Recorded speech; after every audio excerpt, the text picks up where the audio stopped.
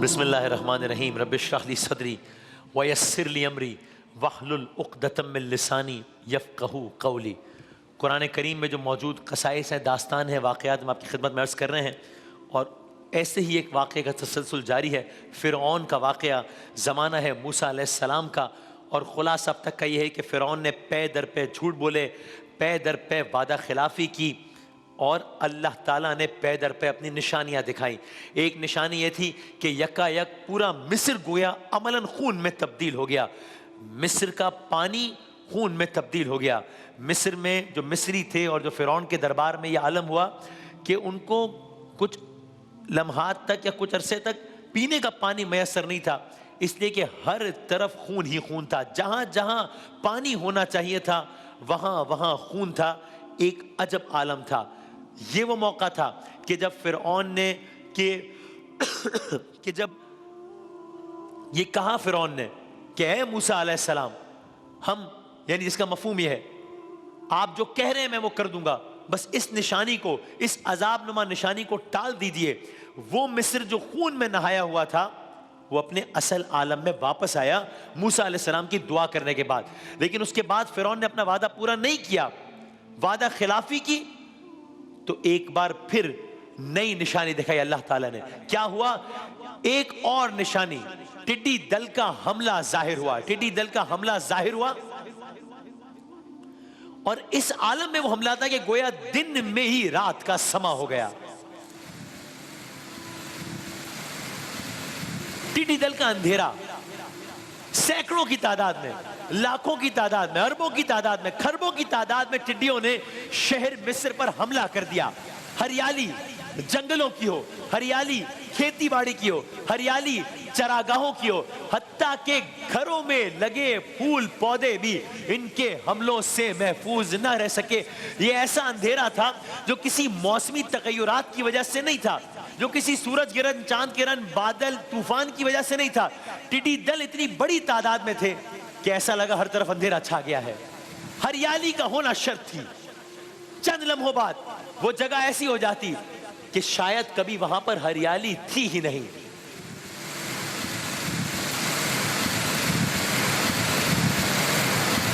ایسا حملہ مصریوں کی تاریخ میں انہوں نے اس طرز کا حملہ نہ دیکھا۔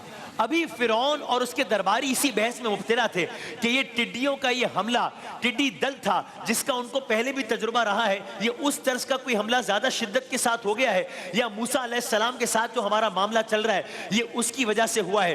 کیا یہ موسیٰ کے رب کی نافرمانی کا نتیجہ ہے؟ ابھی یہ سب کچھ چل ہی رہا تھا کہ اچانک شہر مصر میں جو پہلے ہی ٹڈی دل کی زد میں تھا، اب شہر مصر میں کچھ اور ہونا شروع ہوا۔ یہ کچھ اور کیا ہے؟ دھوئے کے اندھیرے کے بعد، پانی کے بجائے ہر جگہ خون آنے کے بعد، آگ برساتی بارش کے بعد، ٹڈیوں کے حملے کے بعد، اب شہر مصر میں کیا ہو رہا ہے؟ سنیے اب شہر مصر میں کیا ہوا۔ کاشتکار، دیہاتی، جنگل چراگاہوں والے ابھی پرانی تباہیوں کا ماتم کرنے میں مصروف تھے کہ شہر مصر پر مینڈکوں نے حملہ کر دیا۔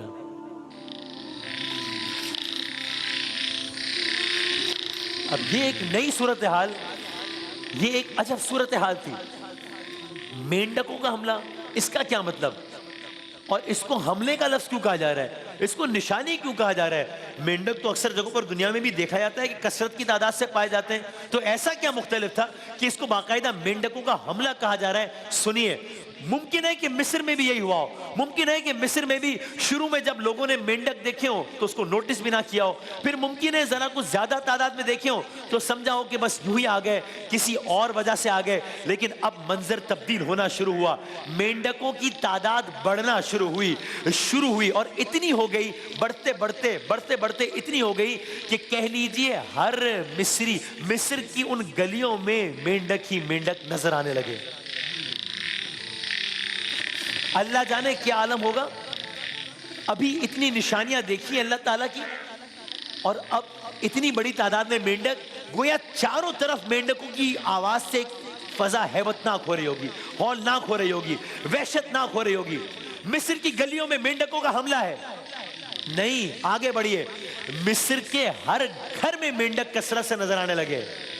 نہیں، آگے بڑھیے. مینڈکوں کی تعداد اتنی بڑھ گئی کہ کچھ جگہوں پہ کہا گیا کہ ان کے کھانے اور برتنوں میں جا گھسے یہ مینڈک. آگے بڑھیے. نوبت یہاں تک آئی کہ آدمی کچھ کھانے کے لیے، نوبت یہاں تک آئی کہ آدمی کچھ پینے کے لیے منہ کھولتا تھا، اسے یہ خوف آتا تھا کہ میرے منہ میں کہیں مینڈک داخل نہ ہو جائے. اللہ اکبر.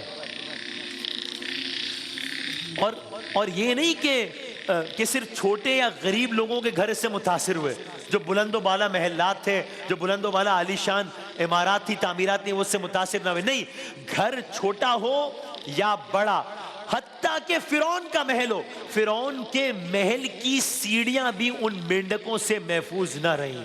فرعون کا کھانے کا کمرہ ہو یا فرعون کا سونے کا کمرہ ہو، اس کا دربار ہو، کہیں پاؤں رکھنے کی جگہ نہ ملتی تھی، ہر جگہ مینڈک تھے. شہر مصر میں عجب عالم ہے، دربار فرعون میں عجب عالم ہے. فرعون حیران پریشان ہے، یہ سب کیا ہو رہا ہے؟ اتنی بار اللہ کی نشانیاں آنے کے بعد فرعون موسیٰ علیہ السلام سے کہہ چکا ہے، آپ نے سنا نا کہ اسے ٹال دیجئے، اب آپ جو کہیں گے میں آپ کی بات مان لوں گا. یہ آپ سن چکے نا. ایک آیت کا ترجمہ بھی سن لیجئے اسی حوالے سے.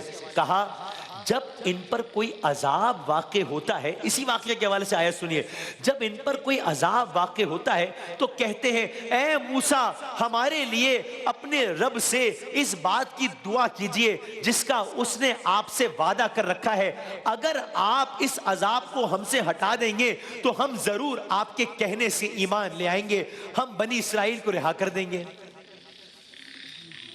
لیکن پھر کیا ہوتا تھا؟ یہ تو میں نے قرآن کی آیت کا ایک حصہ آپ کو پڑھ کے سنا دیا، لیکن جب وعدہ پورا ہوتا تھا تو پھر فرعون کیا کرتا تھا؟ آپ نے یہ بھی سنا، وعدہ خلافی کرتا تھا. اب لیکن جب یہ والا عذاب آیا ہے، اب فرعون کیا کرے گا؟ کیا فرعون ایک بار پھر مکرے گا یا اب فرعون اپنی بات پوری کرے گا؟ عجب معاملہ ہوا. کیا ہوا؟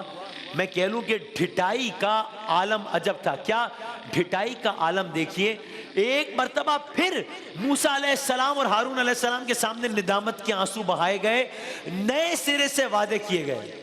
پھر وعدہ کیا اس عذاب کو ٹال دو، اس نشانی کو ٹال دو، تم جو کہو گے ہم تمہاری بات مان لیں گے. پھر سے اللہ کے نبی سے وعدہ کر رہے ہیں اور وعدہ خلافی کر رہا ہے، اللہ کی نشانیاں دیکھ رہا ہے اور وعدہ خلافی کر رہا ہے.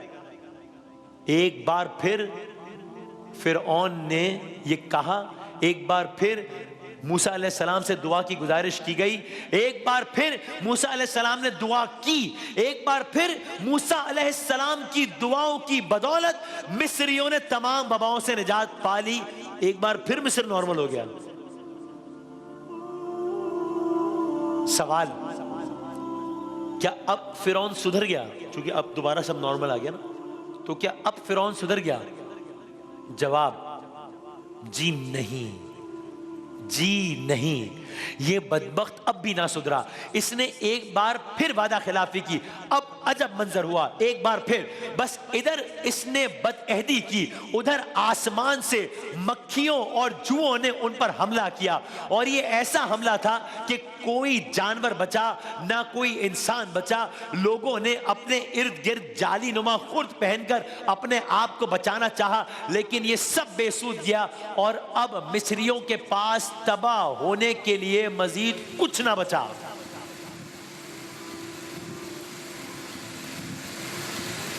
اس واقعے کو بھی آپ، یہ جو میں نے عرض کیا، قرآن کی ایک آیت کی صورت میں سنیے کہ کیا کہا. کہا آخر کار، یہ جو آپ نے مختلف نشانیاں سنیے نا، سنیے قرآن کا ترجمہ. آخر کار ہم نے ان پر طوفان بھیجا، تفصیلات ہم نے عرض کی تھی.